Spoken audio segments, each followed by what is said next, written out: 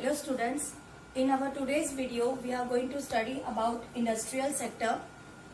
In our earlier videos we have all studied about agriculture sector, its reforms and what all developments were made in the agriculture sector during the time of independence. Now in the year 1950 when we got independence, what was the situation of our industrial sector, what our government did for this sector and when it got started. All these things we will see in today's video. So let us begin with the introduction of this industrial sector. First of all, how industrial sector got started. Okay, so when we got independence, we studied that 72% of the population was directly or indirectly engaged in agriculture sector. Now, what about the remaining population? Means what about the other people, what they were doing, on what activity they were busy in. Okay, so at that time students, industrial sector was at the premature stage, means it was newly started. So during that time, we were not having any big industries. All the industries were at the developing stage only. But if we wanted development, industrial sector played a very important role, because in agriculture sector, no doubt there is a lot of employment, but not as much of money as which is there in the industrial sector. Okay, so when we say about agriculture sector, so now let us talk about industrial reforms. Now industrial reforms again over here means what? To bring change. Okay, as I told you, in the agriculture sector we have studied about agriculture reforms and land reforms. Here also reforms means what? वापस से बनाना, means फिर से restructure करना. That is known as reforms. So first let us see this industrial reform. The growth of industrial sector is necessary for the economic and monetary prosperity of the country. Means what? The overall growth of the industrial sector or our economic and monetary prosperity can only come when there is industrial growth. Okay, how much we expand our agriculture sector will remain raw material only. See, when we expand in our agriculture, if we continue in our agriculture sector, it will remain to our raw material only. Means we were only engaged in the raw material. Now we have to expand our industrial sector. Then only we will prosper economically and monetarily. Okay. So now why we have to say this? What such is there in this industrial sector? Let us see this. Now what this industrial sector provides is, just listen. First point over here is, it is more stable of employment. Now more stable of employment means what? Here we don't have to fully depend upon the monsoon. In the agriculture sector we were only dependent on monsoon. Means if we get good rain. See, not like agriculture sector. In agriculture sector what happens?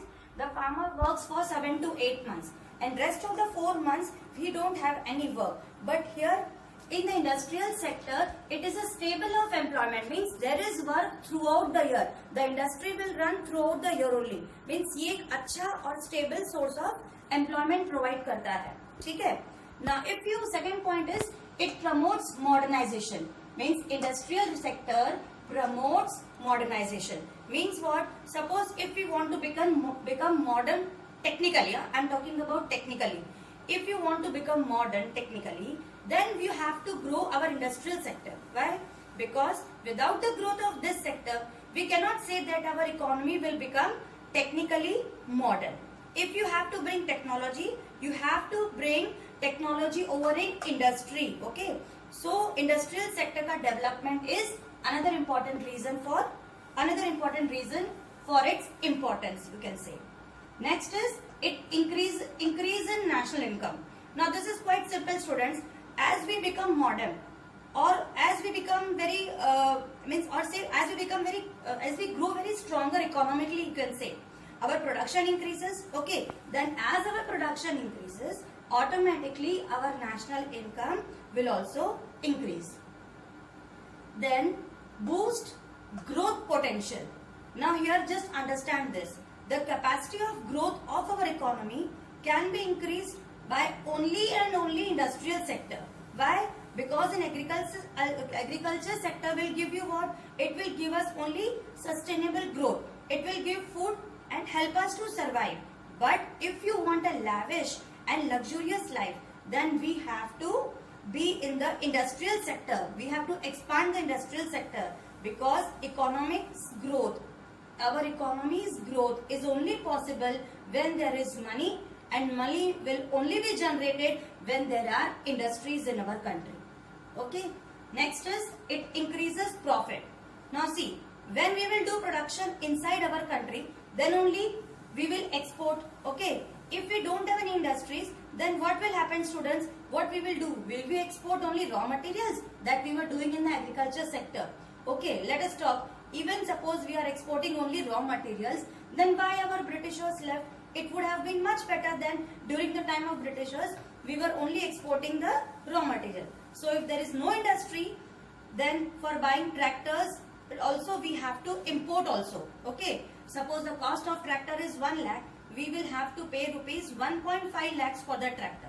Now what is happening, students? Now here we are making tractor inside our country and sending outside India. So we are getting money for the tractor also as well as tax also. Means we are getting double benefit while increasing the profit. Next is modernize agriculture. The term itself says what? Agriculture should be modernized. Now very simple thing, for making agriculture modern, we have to bring new technologies in the agriculture sector. Okay. So where we got all these modern equipments? We will definitely get these equipments in the industries only, no? Okay. So unless and until modern technologies are not made, how they will enter in agriculture? Then how there will be development of agriculture sector? So if we want modern technology means good means of irrigation, you can say, in agriculture sector, then without industries it's not possible, as well as big tractors are also made over here in the industries only. Okay, so you have understood this industrial sector provides us all these things. Now listen, children, at the time of independence there were variety of industries was very limited, because it was largely confined to cotton and jute. There were only two big iron and steel firms, one in Jamshedpur and the other in Kolkata. So the policy makers at that time were facing the problem how to grow our industrial sector. So it was felt by the policy makers that the objective of industrial development could not be left to free play of market forces of demand and supply, or to the private sectors, you can say. So private sectors would have generate profit, because private sector only is only interested in maximizing the profit. But problem here was, if everything is in the hands of private sector, then its motive will only to earn profit. It will also do social injustice towards the other poor people. So that time our economy, which we were trying to grow, would have finished there itself only. Means profit would have generated, but that profit would have remained, or that profit would have confined to only a few people, say about 10 to 20. Otherwise the whole economy would have remained poor. So it was decided by our policy makers that right now the government sector would be given primary initiative. Means government sector को बढ़ाना है हमारी industries को. Okay, so means public industry लगानी चाहिए थी. So government industries was required. So for that, now let us discuss public sector in industrial development. Why public sector's role was very important in the industrial development.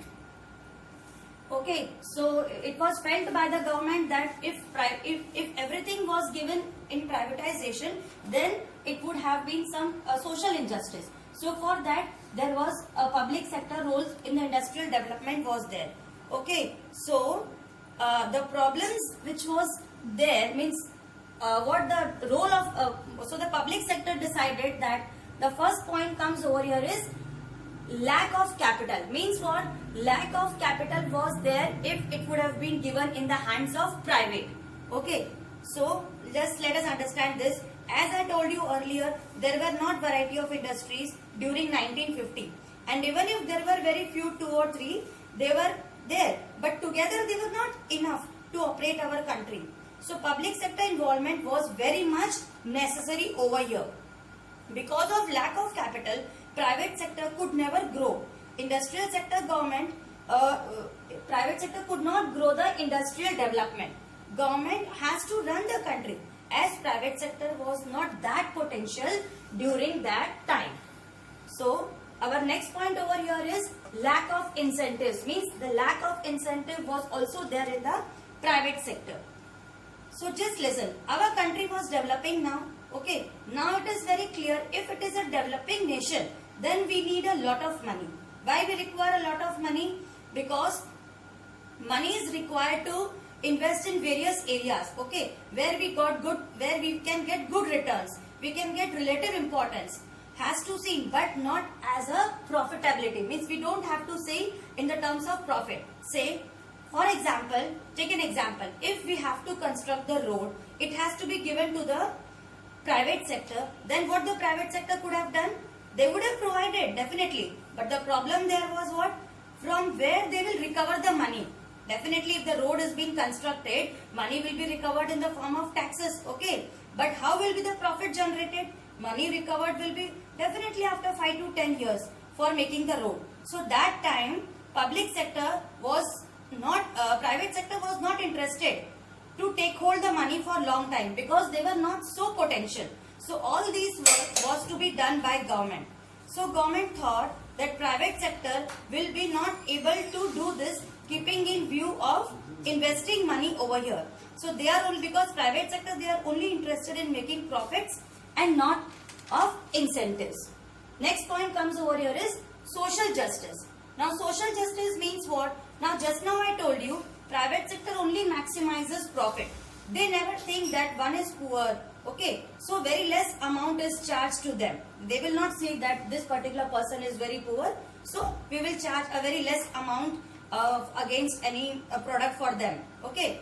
See, but this kind of work is done only in the government sector. Now just understand how this social justice is done in the government sector, students. For example, rationing shops you can see. All the rationing shops are owned by the government. We can get wheat or rice at rupees 2 or 3 per kg. Okay, if government would not have done these, then never we would have got these grains at such a low price. Then what would have happened, students? Then our country's population, our poor people would have starved. They would have died because of hunger.